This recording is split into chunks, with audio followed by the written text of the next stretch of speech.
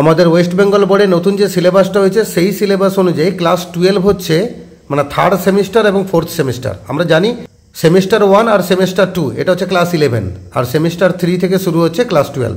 তো ইংরেজিতেও তাই। তো তোমরা যারা ক্লাস 12-এ উঠেছো তোমাদেরকে এখন প্রস্তুতি নিতে হবে সেমিস্টার 3 এর জন্য। এবারে থার্ড সেমিস্টারে আমাদের প্রোজ পড়তে হবে ইংরেজিতে 3খানা। তার প্রথম প্রোজটা হচ্ছে the night train at Deoli. আমরা আজকে সেই টেক্সটখানা সেই প্রোজখানা পড়বো। আমরা লাইন টু লাইন এক্সপ্লেন করব, প্রত্যেকটা ওয়ার্ডের মানে জানবো এবং প্রতিটা লাইনের ব্যাখ্যা জানবো, এবং তারপরে আমরা টেক্সট পড়ানোর শেষে আলোচনা করবো এখান থেকে কি কি প্রশ্ন হবে বা সেই প্রশ্নগুলোর উত্তর আমরা কিভাবে লিখব। তো চলো আমরা টেক্সট পড়া শুরু করি। আমাদের সেমিস্টার 3-তে মানে থার্ড সেমিস্টারে প্রথম যে প্রোজ অর্থাৎ প্রথম যে গদ্যখানা আছে সেটা হচ্ছে the night train at Deoli, written by Ruskin Bond. আগে আমাদের একটু রাস্কিন বন্ড সম্পর্কে জেনে নিতে হবে। ইনি কে না, Ruskin bond is an Indian author, মানে ভারতীয় লেখক। 1934 সালে তিনি জন্মগ্রহণ করেন এবং তার জীবনের বেশিরভাগ সময়টা তিনি উত্তর ভারতে দেহরাদুনে কাটিয়েছেন, যাকে সংক্ষেপে দেহেরা বলা হয়। তিনি অনেকগুলো স্টোরি, অনেকগুলো এসে এগুলো লিখেছেন এবং ড্রামাও কিছু লিখেছেন, এবং তার লেখনীর সংখ্যা প্রায় 500-র বেশি, এবং তিনি সাহিত্য একাডেমি পুরস্কার পেয়েছেন our trees still grow in Dehra এই বিখ্যাত বইটার জন্য।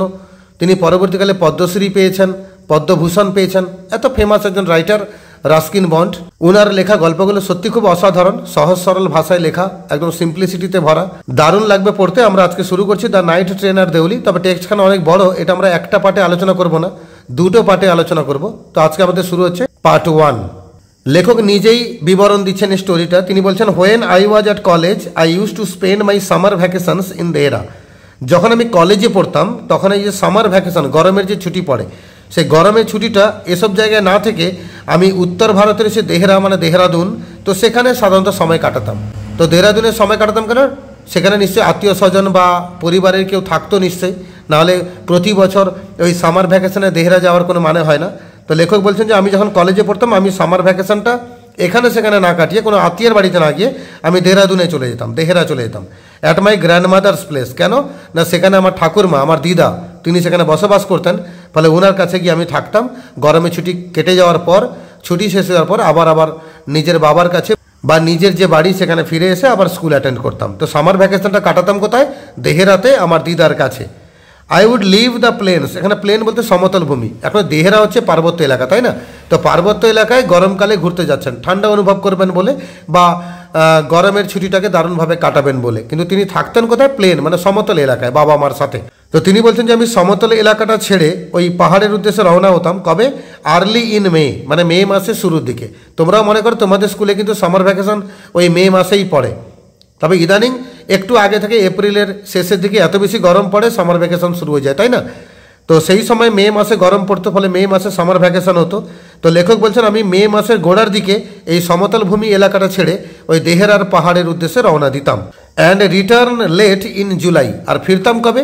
মে কাটাতাম, জুন কাটাতাম, আর জুলাই মাসে লেট মানে শেষের দিকে।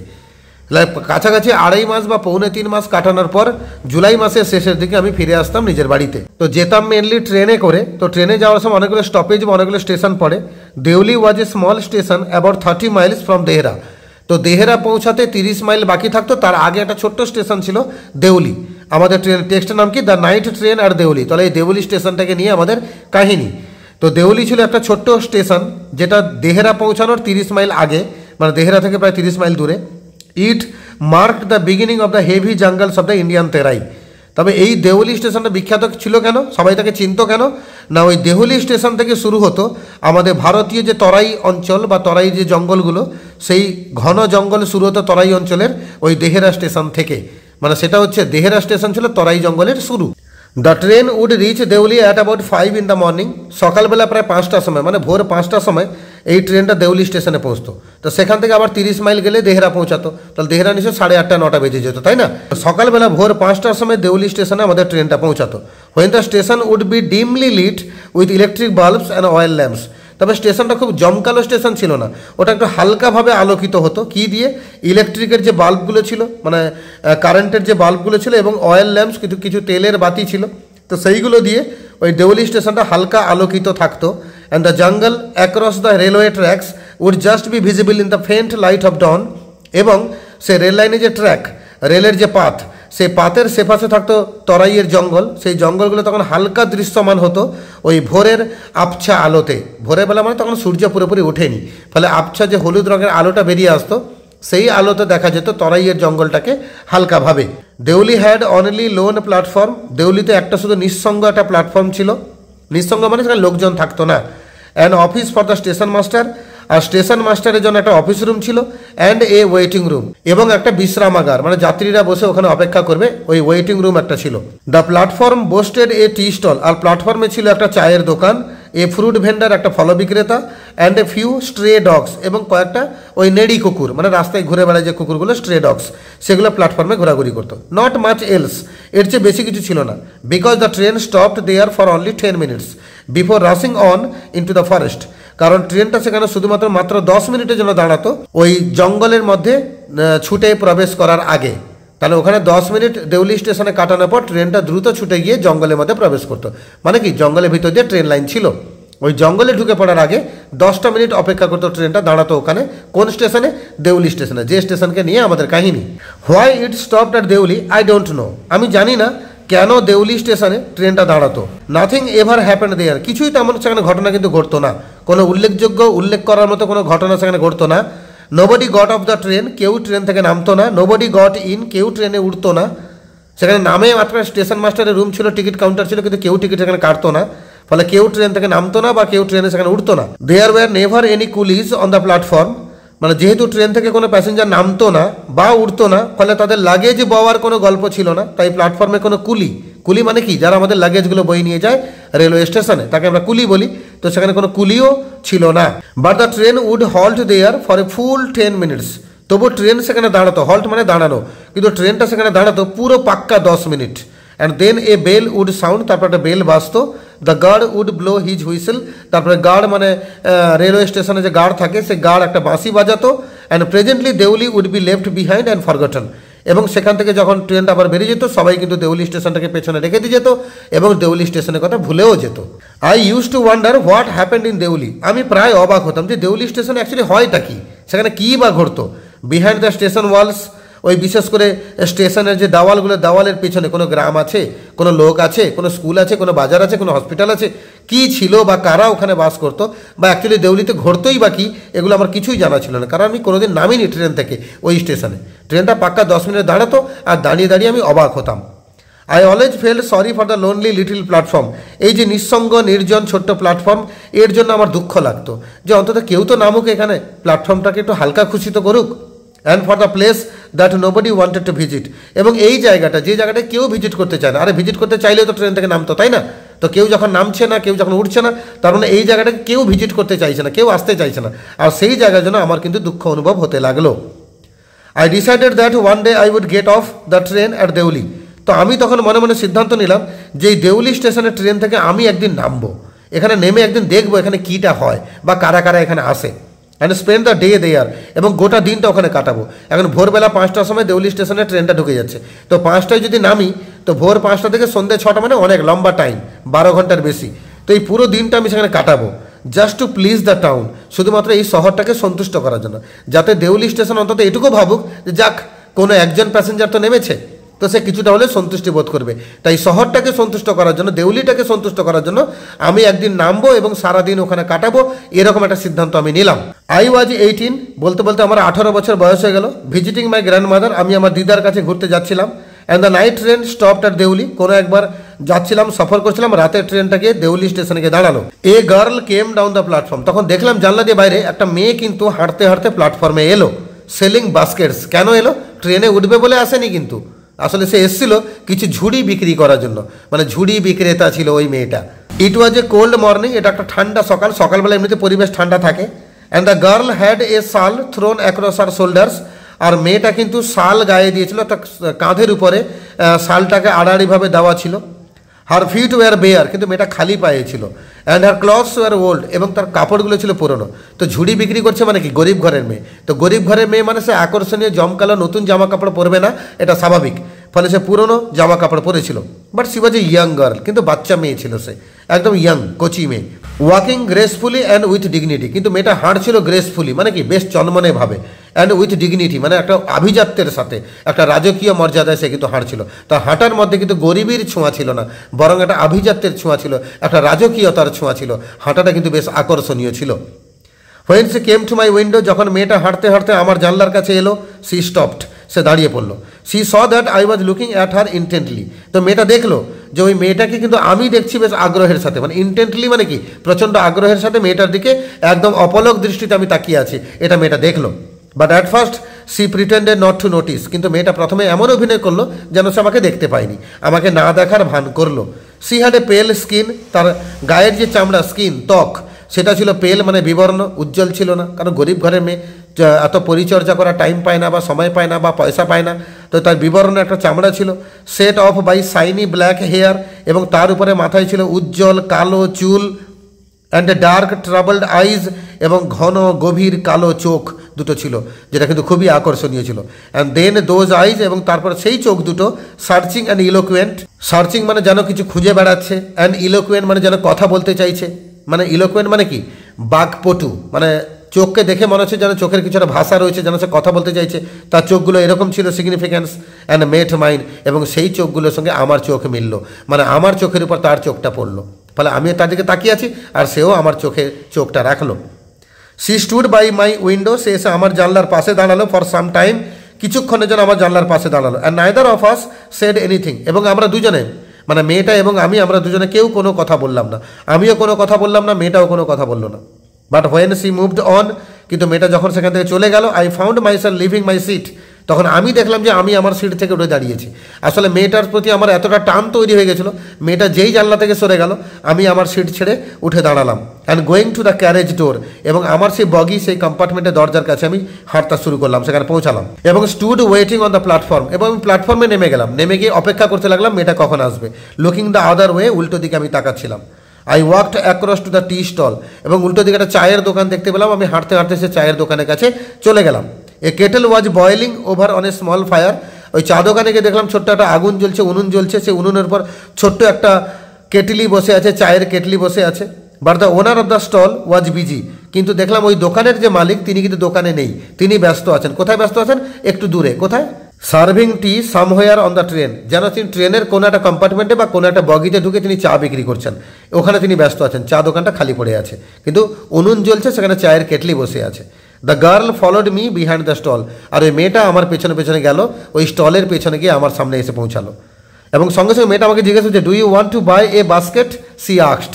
ওই মেয়েটা আমাকে জিজ্ঞেস করলো, আচ্ছা আপনি কি আমার কাছে একটা ঝুড়ি কিনবেন, একটা ঝুড়ি কিনতে চান? দে আর ভেরি স্ট্রং, দেখুন ঝুড়িগুলো খুবই শক্ত, and made of the finest কেন, এবং সুন্দর বেত দিয়ে বানানো এই ঝুড়িগুলো, বেতের তৈরি ঝুড়ি, খুব সুন্দর করে বানানো। তখন আমি বললাম, no, I said I don't want a basket, আমি বললাম না, আমার কোনো ঝুড়ি লাগবে না, আমি কোনো ঝুড়ি নিব না। We stood looking at each other for what seemed a very long time, তো আমরা সেখানে দাঁড়ালাম, একে অপরকে তাকালাম, মানে আমি মেয়েটার দিকে তাকিয়ে আছি, মেয়েটা আমার দিকে তাকিয়ে আছে, এবং সেটা what seemed a very long time, মানে দেখে মনে হলো যেন অনেকক্ষণ ধরেই আমরা তাকিয়েছিলাম একে অপরের দিকে। অ্যান্ড সি সেড, এবং কিছুক্ষণ পরে মেয়েটা বলল, are you sure you don't want a basket, আপনি কি নিশ্চিত যে আপনার ঝুড়ি লাগবে না, আপনি ঝুড়ি নেবেন না, এ বিষয়ে কি নিশ্চিত? তখন আমি বললাম, মেয়েটা যখন এতটা বলছে, all write give me one, ঠিক আছে আমাকে একটা ঝুড়ি দিন, আই সেড, আমি বললাম। And I took the one on top, এবং সেই ঝুড়ির উপরে যে ঝুড়িটা ছিল সেই ঝুড়িটাকে আমি তুলে নিলাম। And gave her a rupee, এবং 1 টাকা তাকে দিলাম, তখনকার দিনে 1 টাকা মানে কিন্তু অনেক, সে 1 টাকা তাকে দিলাম। Hardly daring to touch her fingers, কিন্তু মেয়েটার আঙুলকে আমি স্পর্শ করার দুঃসাহস দেখালাম না, মানে তার আঙুলটাকে স্পর্শ করলাম না। মেয়েটা কতটা রক্ষণশীল, মেয়েটা কি ভাববে না ভাববে, এই ভেবে তার আঙুলকে আমি টাচ করলাম না, জাস্ট 1 টাকা তার হাতে ড্রপ করে দিলাম। As she was about to speak, এবং টাকাটা নিয়ে মেয়েটা প্রায় কথা বলতে যাবে, এমন সময় the guard blew his whistle, guard কিন্তু বাঁশি বাজালো। অ্যান্ড সি সেড সামথিং, এবং মেয়েটা তখন কিছু একটা বললো, but it was lost in the clanging of the bell, কিন্তু বেলের যে ঘণ্টাধ্বনির যে আওয়াজ, সেই আওয়াজে মেয়েটার ভাষা হারিয়ে গেল, এবং তার গলার আওয়াজটা আমার কিন্তু কান অবধি পৌঁছালো না, আমি ঠিক বুঝতে পারলাম না সে কী বললো, কিন্তু কিছু একটা বললো। And the hissing of the engine, এবং ইঞ্জিনের যে ঘর ঘর আওয়াজ, সেই আওয়াজেও কিন্তু তার মুখের ভাষাটা আমি শুনতে পেলাম না। I had to run back to my compartment, এবার যেহেতু বাঁশি বেজে গেছে, ট্রেনটা যে কোনো মুহূর্তে গড়ে যাবে, ফলে আমাকে ছুটে গিয়ে আমার বগিতে, আমার কামরায়, আমার সিটে উঠে পড়তে হলো। The carriage shudder and jolted forward, আর তখন ট্রেনের যে বগিটা সেটা কাঁপতে লাগলো, এবং আস্তে আস্তে সামনের দিকে গড়িয়ে গড়িয়ে এগোতে লাগলো। I watched her as the platform slipped away, এবং ট্রেনটা যত সামনের দিকে গড়ে এগিয়ে যাচ্ছে প্ল্যাটফর্মটা পিছিয়ে পিছিয়ে থেকে যাচ্ছে, আর সে পিছিয়ে পিছিয়ে থাকা প্ল্যাটফর্মে আমি মেয়েটার দিকে তাকিয়ে থাকলাম। She was alone on the platform, কিন্তু প্ল্যাটফর্মে অন্য কোনো প্যাসেঞ্জার ছিল না, কোনো লোক ছিল না, মেয়েটা একাই দাঁড়িয়েছিল প্ল্যাটফর্মে। And she did not move, এবং মেয়েটা কিন্তু নড়ছিল না, এক জায়গায় ফিক্সড হয়ে দাঁড়িয়েছিল। But she was looking at me and smiling, কিন্তু মেয়েটা আমার দিকে তাকাচ্ছিল এবং সে কিন্তু হাসছিল। I watched her until the signal box came in the way, আমিও মেয়েটার দিকে তাকিয়েছিলাম যতক্ষণ না সিগন্যাল বক্স, যখন ট্রেন ছুটতে থাকে দেখবে তোমাদের ট্রেন লাইনের পাশে কিছু কিছু পোস্ট, খুঁটি, ইলেকট্রিক পোস্টগুলো থাকে, তাতে কিন্তু সিগন্যাল বক্সগুলো লাগানো থাকে। তো সেই সিগন্যাল বক্সটা মাঝপথে এসে গেল, ফলে আর মেয়েটাকে আমি দেখতে পেলাম না। আর যতক্ষণ সিগন্যাল বক্স মাঝখানে না আসছিল ততক্ষণ কিন্তু মেয়েটার দিকে আমি তাকিয়েছিলাম। And then the jungle hid the station, তারপর একটা সময় গভীর জঙ্গলে ট্রেনটা ঢুকে পড়লো এবং গোটা স্টেশনটা আবার লুকিয়ে গেল, আবার চোখের আড়ালে চলে গেল। But I could still see her standing there alone, কিন্তু এখনও মনের চোখে আমি দেখতে পাই যে মেয়েটা সে প্ল্যাটফর্মে একা দাঁড়িয়ে আছে। I sat up awake for the rest of the journey, ওই জার্নির বাকি সময়টা, মানে ভোর 5টায় দেউলি স্টেশন ছেড়েছে, আরও 2-3 ঘন্টা ট্রেনে বসতে হবে, তবেই গিয়ে ট্রেনটা পৌঁছাবে দেহেরাতে। তো সেই যে 2-3 ঘন্টা বাকি, যে সফরের বাকি অংশটা, সেই 2-3 ঘন্টা আমি কিন্তু একদম জেগেই বসে থাকলাম আমার সিটে, মানে কোনোভাবে মেয়েটার স্মৃতি চোখ থেকে আড়াল করতে পারছিলাম না।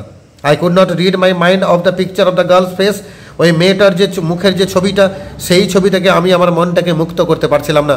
আমার মনে যেন সেই ছবিটা একদম কেউ যেন আঠা দিয়ে লাগিয়ে দিয়েছে, এরকমভাবে আমার মনের সঙ্গে লেগেছিল ওই মেয়েটার মুখের ছবিটা। অ্যান্ড হার ডার্ক স্মাউল্ডারিং আইজ, এবং তার সেই কালো কালো ধোঁয়াশার মতো চোখগুলো, সেগুলোকেও আমি ভুলতে পারছিলাম না। But when I reached Dehra the incident became blur and distant, কিন্তু যেই আমি দেহরা পৌঁছে গেলাম, আমার দিদিমার সঙ্গে দেখা হয়ে গেল, ঠাকুমার সঙ্গে দেখা হয়ে গেল, আত্মীয় স্বজনদের সঙ্গে দেখা হয়ে গেল, ফলে এই ঘটনাটা কিন্তু আস্তে আস্তে অস্পষ্ট এবং দূরবর্তী হতে লাগলো, মানে মন থেকে দূরে সরতে লাগলো। For there were other things to occupy my mind, কারণ সেখানে আমার মনকে দখল করে নেওয়ার মতো আরও 1000টা জিনিস সেখানে জুটে গেছিলো, ফলে দেউলি স্টেশনে এই ছোট্ট স্মৃতিটা আমার মন থেকে দূরে সরে যেতে লাগলো। It was only when I was making the return journey, তবে যখন আমি পরে বা 2 মাসের পরে বা 1 মাসের পরে যখন ফেরত যাত্রা করছি, 2 months লেটার, 2 মাস পর যখন আমি দেহরা থেকে আবার বাড়ি ফিরছি, that I remember the girl, আর যখন দেউলি স্টেশনটা পেরোচ্ছি তখন কিন্তু মেয়েটার কথা আমার আবার মনে পড়লো। I was looking out for her as the train drew into the station, ট্রেনটা যেই দেউলি স্টেশনে ঢুকলো আমি কিন্তু জানলা দিয়ে বাইরের দিকে তাকালাম, অ্যাকচুয়ালি মেয়েটাকে খুঁজছিলাম আমি। I felt an unexpected thrill when I saw her walking up to the platform, কিন্তু যখনই প্ল্যাটফর্মে মেয়েটাকে আমি হাঁটতে দেখলাম তখন কিন্তু একটা অপ্রত্যাশিত একটা চমক, একটা থ্রিল, একটা রোমাঞ্চ আমার শরীরের উপর দিয়ে বয়ে গেল।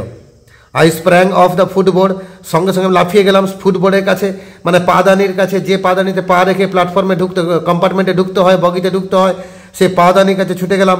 অ্যান্ড ওয়েভড টু হার, এবং হাত নেড়ে মেয়েটাকে ইশারা করলাম, হাত নাড়ালাম তার দিকে। When she saw me she smile, মেয়েটা আমাকে দেখতে পেলো, আর যখন দেখতে পেলো সে হাসতে লাগলো। C was please that I remember হার, আমার মনে হয়েছিল মেয়েটা কিন্তু খুব খুশি হলো যে আমি তাকে মনে রেখেছি, আমি মেয়েটাকে মনে রেখেছি বলে মেয়েটা খুব সন্তুষ্ট হলো, খুশি হলো। I was please that she remember me, আর মেয়েটা আমাকে মনে রেখেছে এটা ভেবে আমি সন্তুষ্ট হলাম, আমি খুশি হলাম। উই ওয়ার বোথ প্লিজড, আমরা দুজনেই খুশি ছিলাম।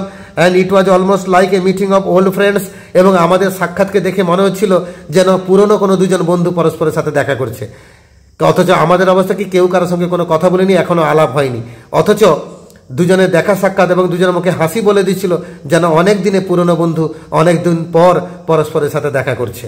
C did not go down the length of the train selling baskets, তবে ট্রেনটা যতটা জায়গা জুড়ে প্ল্যাটফর্মে দাঁড়িয়েছিল পুরো জায়গাটা মেয়েটা গেল না ঝুড়ি বিক্রি করতে, but came straight to the tea stall, সে সোজা সে চা দোকানের কাছে এলো। Her dark eyes were suddenly fill with light, তার সে কালো কালো চোখ, গভীর যে চোখগুলো সেগুলো হঠাৎ করে একটা আলো ভরে উঠলো, চোখগুলো ঝিকমিক করে উঠলো। উই সেড নাথিং ফর, আমরা কিন্তু কোনো কথাই বললাম না সামটাইম, কিছুক্ষণের জন্য। But we could not have been more eloquent, কিন্তু আমরা বেশি বাগপটুও হতে পারলাম না, বেশি আমাদের আলাপচারিতাটাও বেশিক্ষণ বাড়লো না, কিন্তু ভীষণভাবে মন চাইছিল আলাপ করতে, গল্প করতে, আড্ডা মারতে, কিন্তু সেটা আমরা করতে পারলাম না।